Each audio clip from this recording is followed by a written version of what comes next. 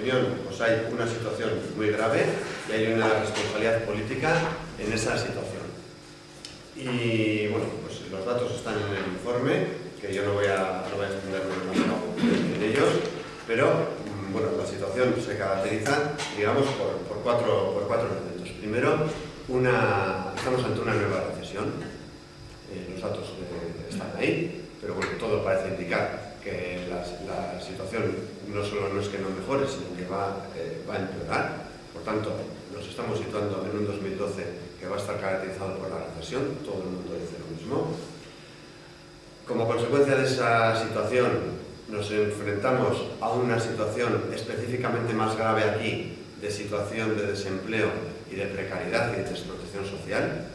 Los datos de paro no son iguales en todas partes. Aquí tenemos una tasa de paro que está en un 15,4% en Euskal Herria, y hay quien dice que es similar a la media europea. No, la media europea está en un 10%, y aquí es un 15,4%. Es más de un 50% superior la tasa de paro que tenemos aquí que la media europea. Por tanto, de similar, nada. Es mucho más grave aquí que la media europea. Y además está creciendo en mucha mayor medida que en otras partes. La situación de temporalidad, lo mismo, tenemos una tasa de temporalidad que, a pesar de toda la destrucción de empleo temporal que se ha producido, está en un 22,8%, que es bastante más que el 14,4% de media de la Unión Europea. Por tanto, mucha destrucción de empleo temporal se ha producido, pero todavía la precariedad sigue siendo la nota predominante de lo que pasa en el mundo del trabajo. Y por último, la desprotección social. Solo decir que el 41,7% de las personas que están en paro en Euskal Herria no perciben nada del INEM. O sea, no hay ni prestación ni contributiva ni asistencial. Y es un porcentaje que ha crecido 10 puntos desde que se inició la crisis. Cuando se inició la crisis era un 31% y ahora es un 41%. Y la tendencia, evidentemente, es al alza.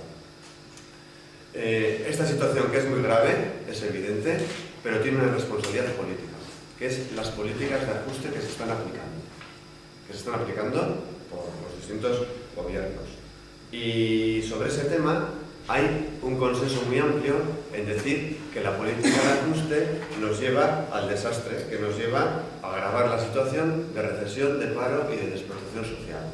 Y a ese respecto, pues traemos a colación el informe sobre comercio y el desarrollo de 2011 presentado por la ONU, que está en la página 9, que resumimos en 3 hojas lo que dice ese informe, pero lo que dice ese informe es muy claro, pero que además no es algo que diga solo ese informe, porque es algo que otros informes de otros organismos internacionales nada sospechosos de ser favorables a las posiciones que defendemos quienes estamos aquí, como puede ser la OIT, incluso el Fondo Monetario Internacional, pues están diciendo reiteradamente lo mismo.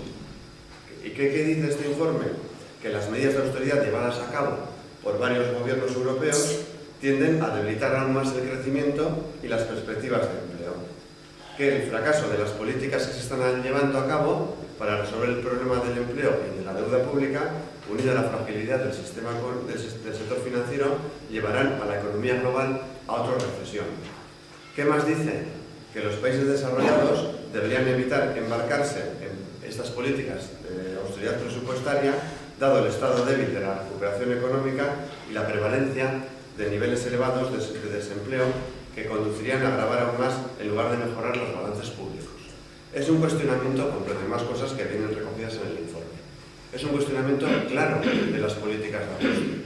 Y nuestra pregunta es, ¿por qué quienes gobiernan siguen aplicando las mismas políticas que saben que nos llevan a la recesión, al paro, a la pobreza y a la desprotección social?